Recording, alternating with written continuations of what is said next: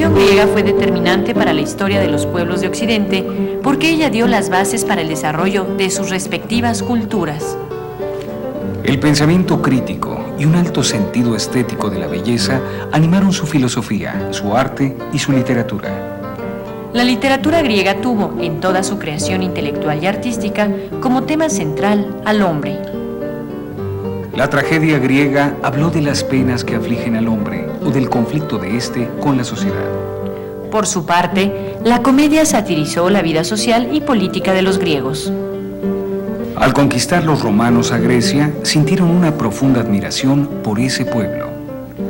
Así el arte y la literatura de Roma se nutrieron de los griegos, creando de esa manera la cultura llamada grecolatina, que habría de influir determinantemente en Occidente siglos después de la caída del Imperio Romano.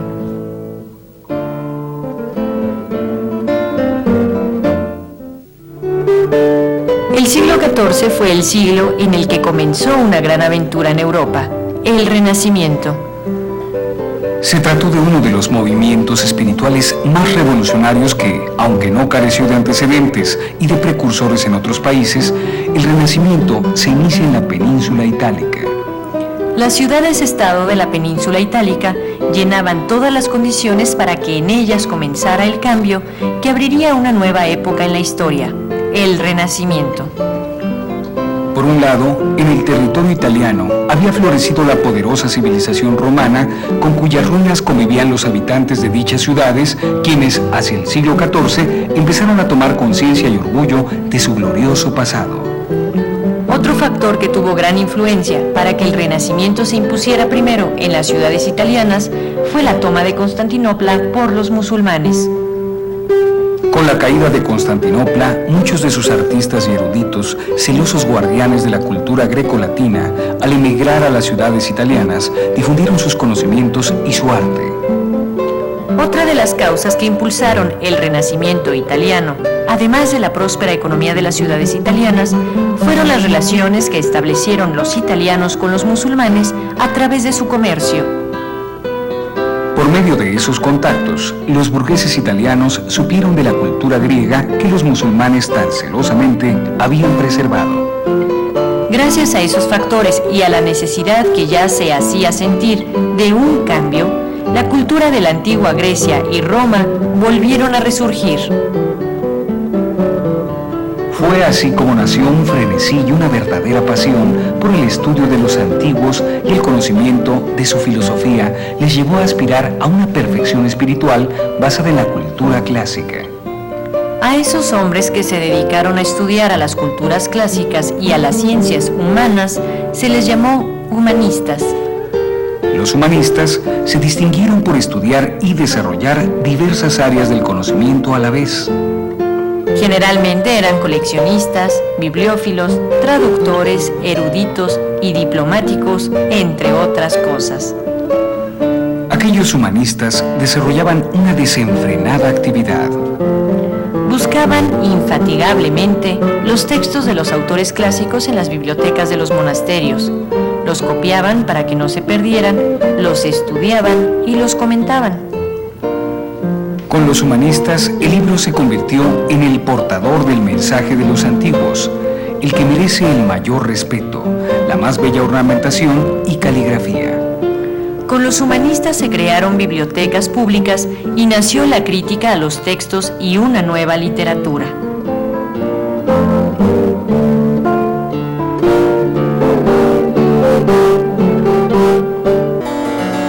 Con el estudio de los clásicos grecolatinos, el individualismo característico de esa cultura fue adoptado en las ciudades italianas del siglo XIV.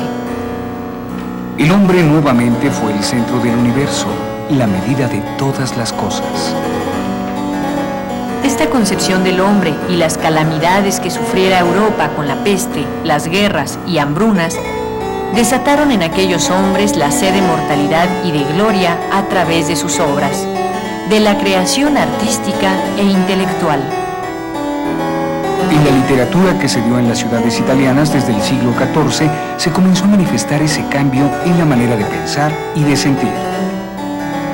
El medievo, Con su literatura espontánea e ingenua en ocasiones, con sus temas sobre Dios y la vida ultraterrena, o con sus narraciones de nobles caballeros andantes, quedaba atrás.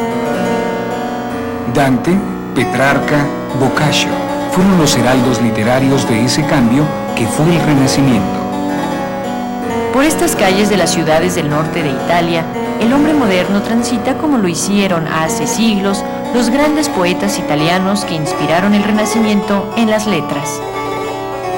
Dante Alighieri nació en Florencia en el año de 1265 en el seno de una familia adinerada de la que recibió la mejor educación de su tiempo. Dante aprendió latín, filosofía, matemáticas, astronomía y estudió a los autores clásicos.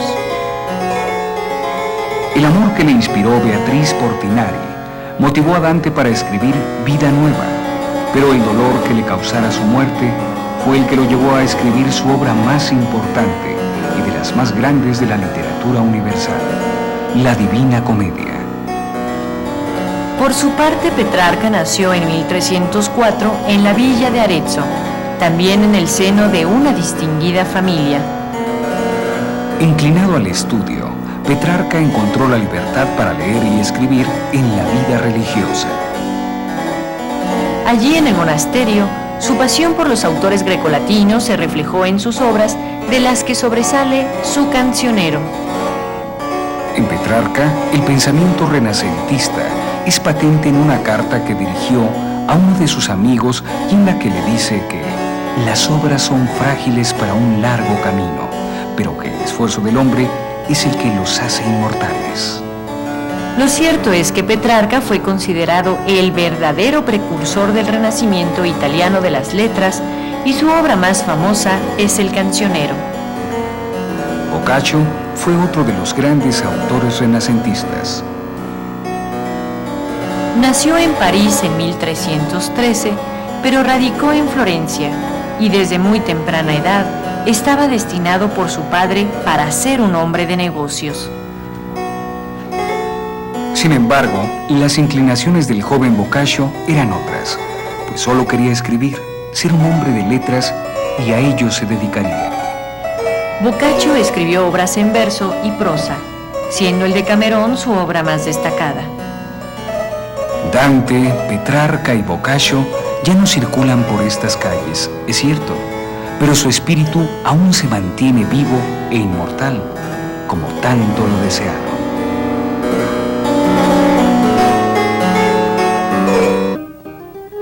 La literatura renacentista dio un cambio radical tanto en su estilo, que fue mucho más elaborado que el del medievo, como en sus temas.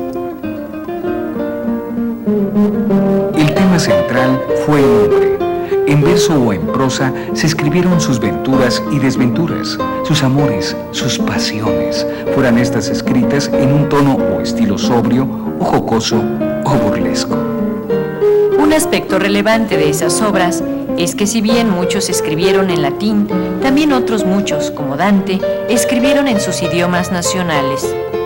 En Italia y en el resto de Europa, los idiomas se reafirmaron en su valor estético y literario. Y la cultura del Renacimiento se difundía en sus letras, en las grandes obras literarias que aún hoy podemos apreciar.